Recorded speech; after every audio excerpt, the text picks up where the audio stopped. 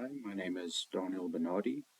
I'm a student at University of South Africa, enrolled in BTech Honours, and this is a subject called Advanced Foundation Engineering, where we have a design project. As a postgraduate student at UNISA, we have been tasked with designing a cantilever retaining wall to save a reservoir at higher level to be able to construct a highway at a lower level.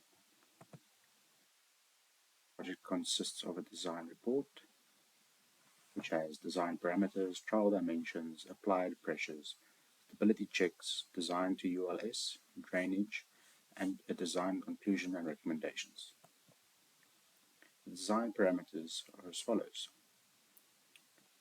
For the swell, there's internal friction of 20 degrees, swell density of 19 kilonewtons per cube, swell cohesion of 40 kPa, retaining wall decided 30 MPa concrete, 50 and 75 cover to the wall and base, sliding friction coefficient of 0.5, zero friction against the wall, and the reinforcement standard high yield steel of 450 MPa.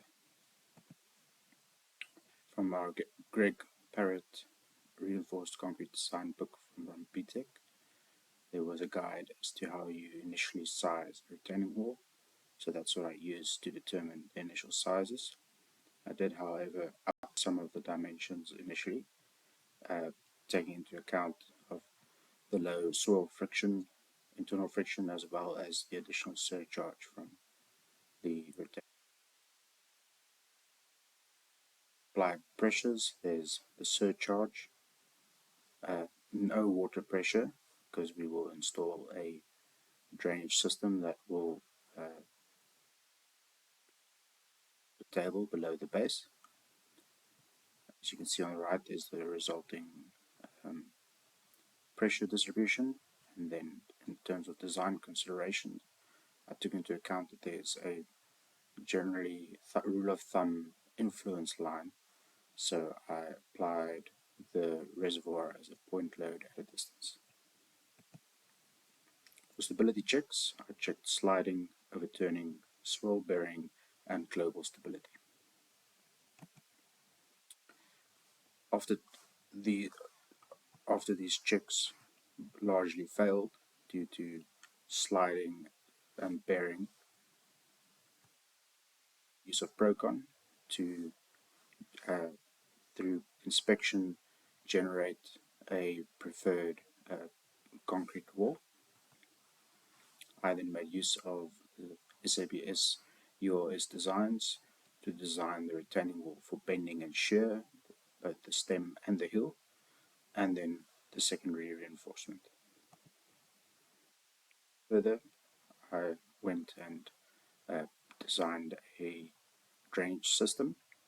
One, there will be wick drains on the back of the wall, which will drain to the bottom on the base with subsoil that passes through the wall to the front that will join the road subsoil system to the stormwater network.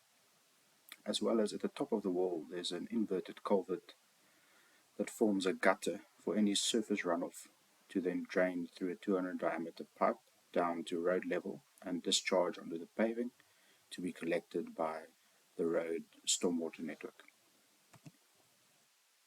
Design conclusions, recommendations.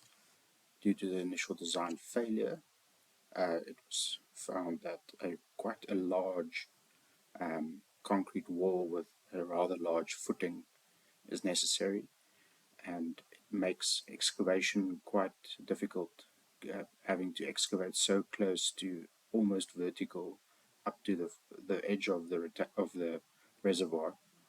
So it's not necessarily a workable solution, and due to these construction challenges, I would suggest rather making use of an alternative solution, ideally sheet piling or a piled retaining wall, which no excavations to the reservoir side will be required.